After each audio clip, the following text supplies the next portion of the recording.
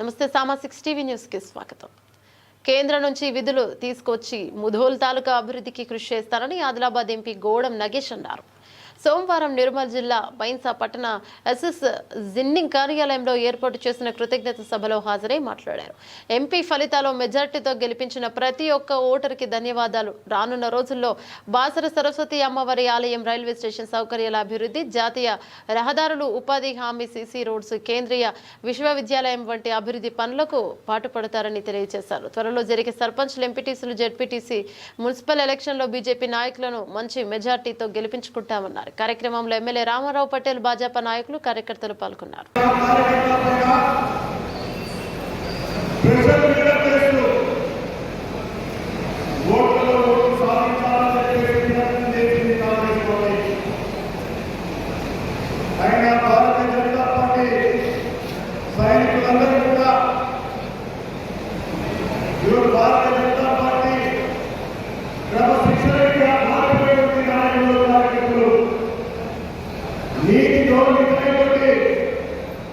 ఈ దేశంలో ప్రధానిగా మోడీ గారు ఉండాలి, భారతీయ జనతా పార్టీ ఉండాలి.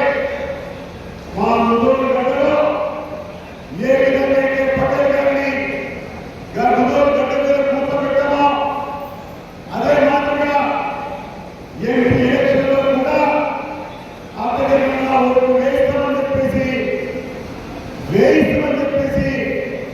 మీరందరూ కూడా కాంగ్రెస్ పార్టీ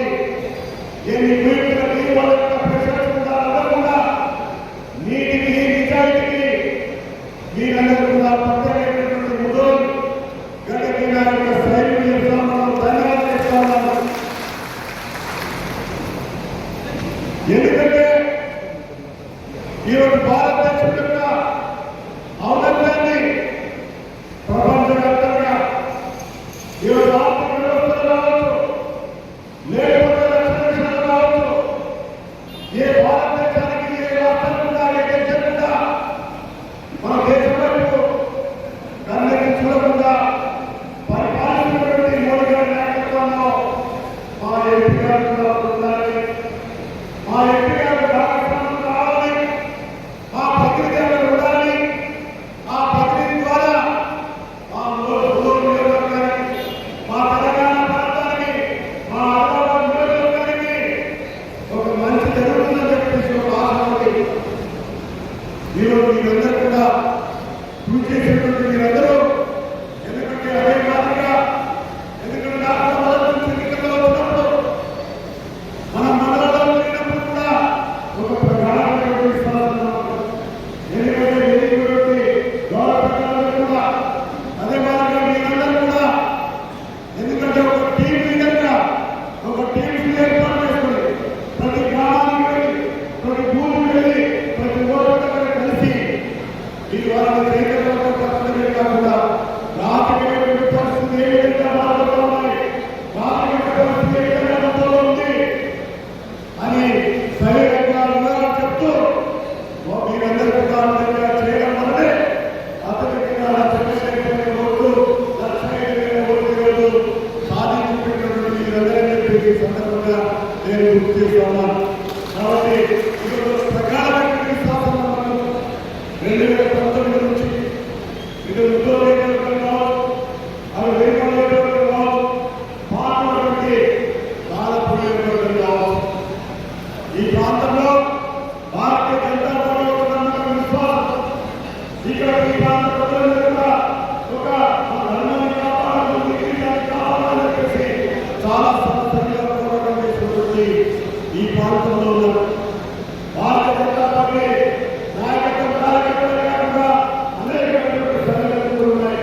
అనేకమైనటువంటి సంస్థలు కూడా పార్టీ కోసం, మన గెలుపు కోసం ఈ అందరికీ చేతులు పాల్గొన్నటువంటి వాళ్ళందరూ కూడా ప్రత్యేకమైన ధన్యవాదాలు చూస్తున్నాను. ఎన్నికలు ముగిసింది.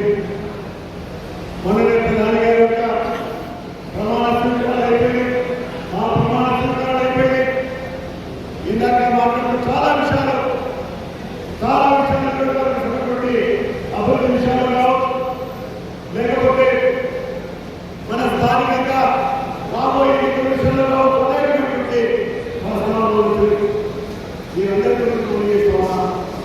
ఎందుకంటే కేంద్ర ప్రభుత్వం కేంద్ర దగ్గర ఉన్నటువంటి నేషనల్ హైవే సిస్టంలో మనకు పక్కనే మహారాష్ట్ర ఉంది. మేము ఉదయమే నేను ఎమ్మెల్యేగా మాట్లాడుతున్నాం. ఏ రోడ్డు కనెక్షన్ చేసుకోవాలి, ఏ రోడ్డు ఇంకా నేషనల్ హైవే కన్వర్షన్ చేసుకోవాలి. అదే కాకుండా దేశ స్థాపక సెక్రటరీ కూడా ఏర్పాటు చేసుకోవాలి. కేంద్ర విద్యాలయంలో కూడా మాట్లాడుతున్నాం.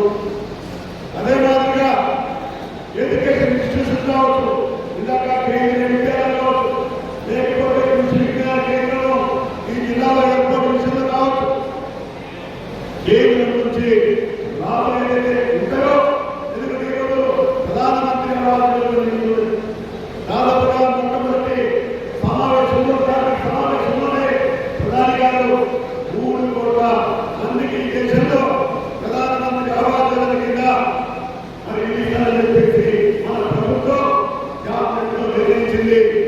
ఈ రాష్ట్ర ప్రభుత్వం కూడా ముందుంది. మాకు 20 లక్షలు కావాలని పెట్టుకోవడం దాకా సోదరులు ఎమ్మెల్యే గారు చెప్పినట్టుగా ఈరోజు ఎన్ఆర్ఎస్ ఫండ్స్ కావచ్చు, అందరూ అర్థపోయారు. దీని తర్వాత చివరి మన సత్కార పూర్తి మన ముదోలు గంట నుంచి భారీ అన్న గోడ నాగేశ్వరే మాట్లాడతారు.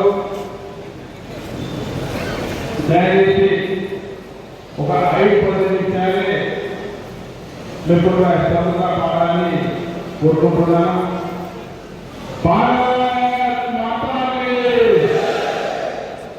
కొంత అన్నం ఎక్కడైతే జోరుగా అక్కడ కాంగ్రెస్ పార్టీ ఫ్యాక్టరీ ఉంది, అక్కడ ఊరు ఉంది.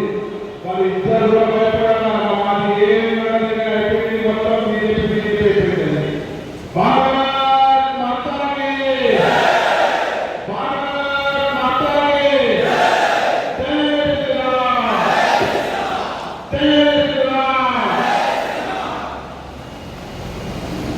ఈరోజు ఆత్మీయ సమ్మేళనం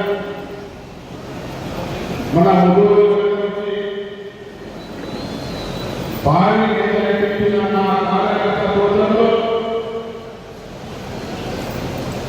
సర్కారు నుండి పార్లమెంట్ సభ్యులు గౌరవ